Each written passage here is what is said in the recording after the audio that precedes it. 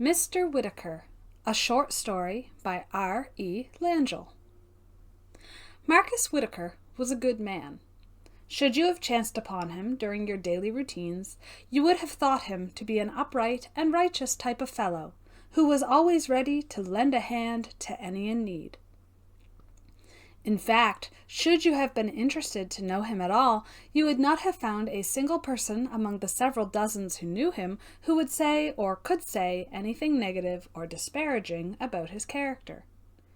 No, according to all, Marcus Whittaker was a morally strong, conscious man, with very clean toilet and a loving wife and child.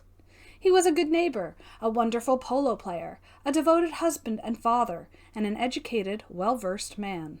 It was for these very reasons that when, at the age of 31, Marcus Whittaker was proven to be absolutely, unequivocally not in possession of his full faculties, it struck everyone as truly a strange and monumental marvel.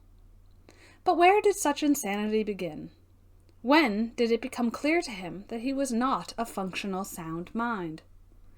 Well, dear reader, before I get to the incident that made it unambiguously clear that he was in dire need of help, I should think it prudent to discuss Mr. Whittaker's past, so that you may come up to speed with his life, and it should impress upon you further just how arresting this revelation was.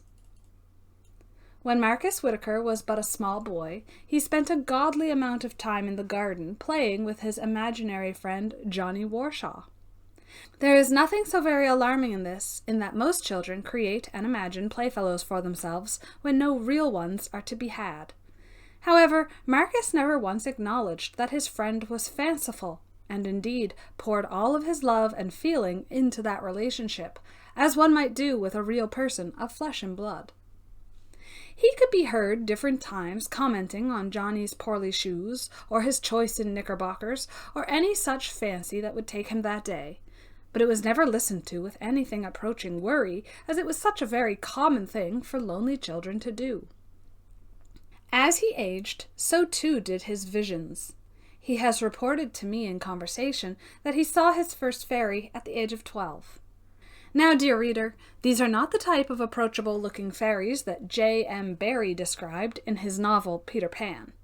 No, these are closer to imps in the description that Marcus gave to me, though he refers to them as fairies. Perhaps that is how they introduce themselves to him, for I cannot know all the conversations that his imagination has had. They are blackish in color, with ripped wings and burning eyes. And aside from being the generally agreed to size of fairies, and being in possession of mischievous feelings, I cannot say I personally see any other similarities in the description. Being young as he was, he had not yet come under the realization that his future could be in jeopardy by being open about his visions. He could often be heard in his spacious room, for his family is one of means, romping around and chattering endlessly to the mischievous little imps as they worked their harmless pranks upon his possessions. But it was generally assumed that he was simply unwinding from a stressful day and giving verbal vent to his frustrations. Again, not so unusual. I myself have taken to screaming aloud at the walls in my room when utterly confounded by a frustrating thing. It is most natural to give vent to strong feelings, therefore he was never put to question for his behavior. In fact, his father was reportedly rather befuddled that his son seemed adamant to remain so immature. By the age of 7 and 10, Marcus Whittaker realized for the first time that he was perhaps a most unusual specimen, and that his mental deformity would see him imprisoned in some mental asylum should he not tie it up inside his head.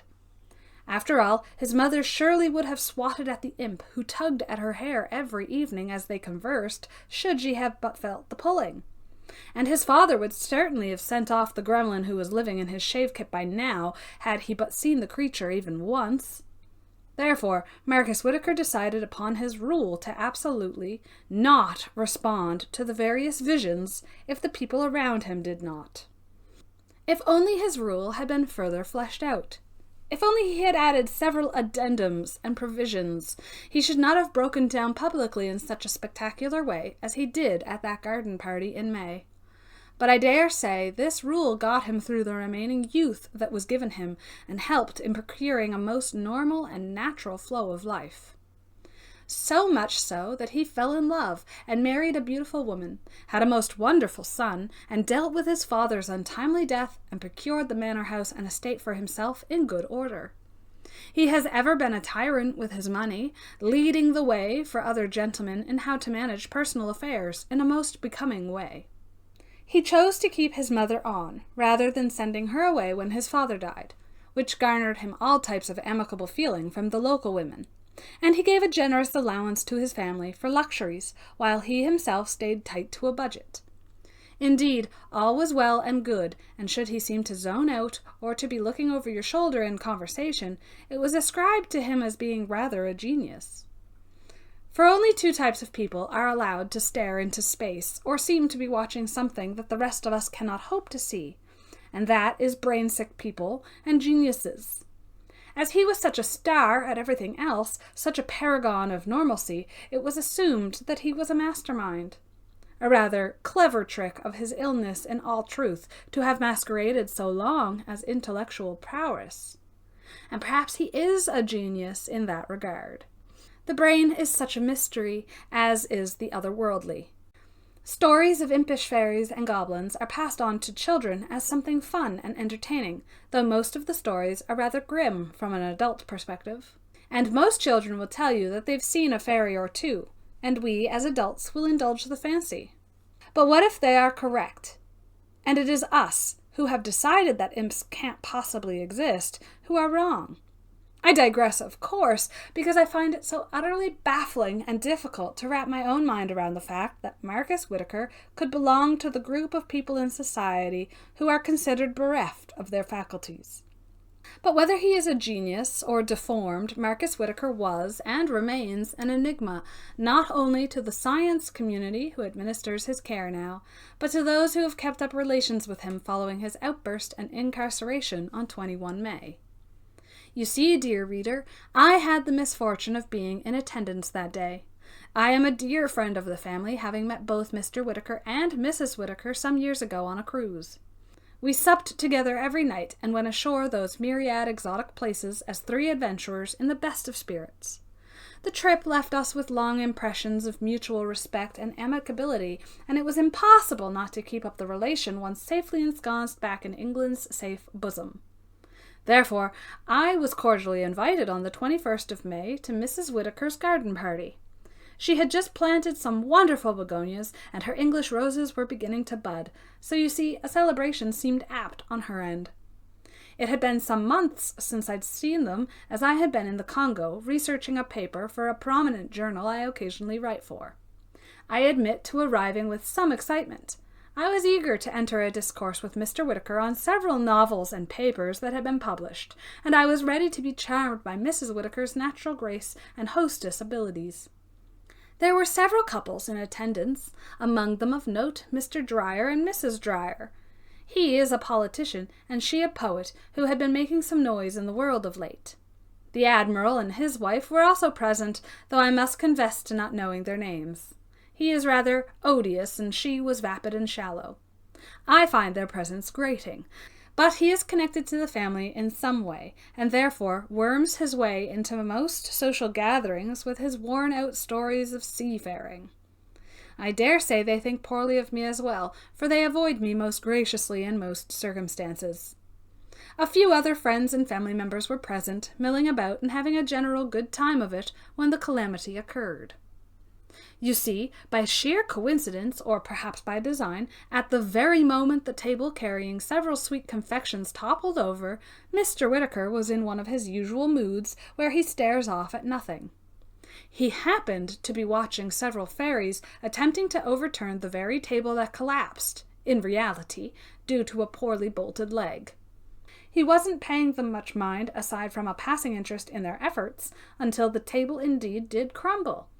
And, if you remember my earlier lamentations about his rule for engagement, the whole party did naturally react to the occurrence.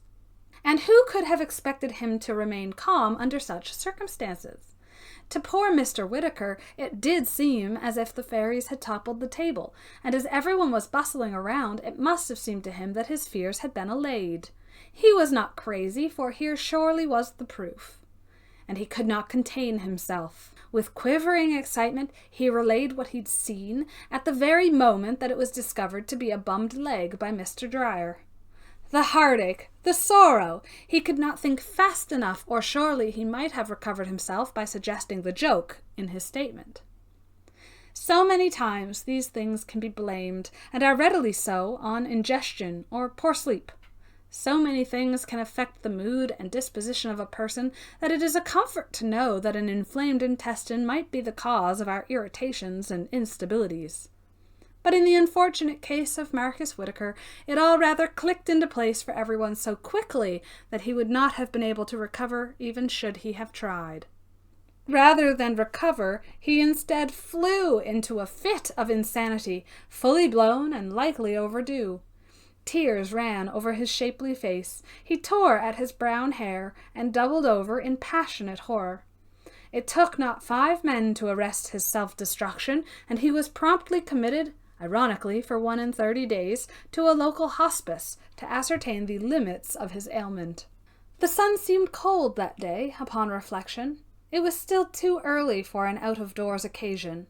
I fancy myself chastising Mrs. Whittaker for her aplomb, her daring, but I know it is not truly her fault.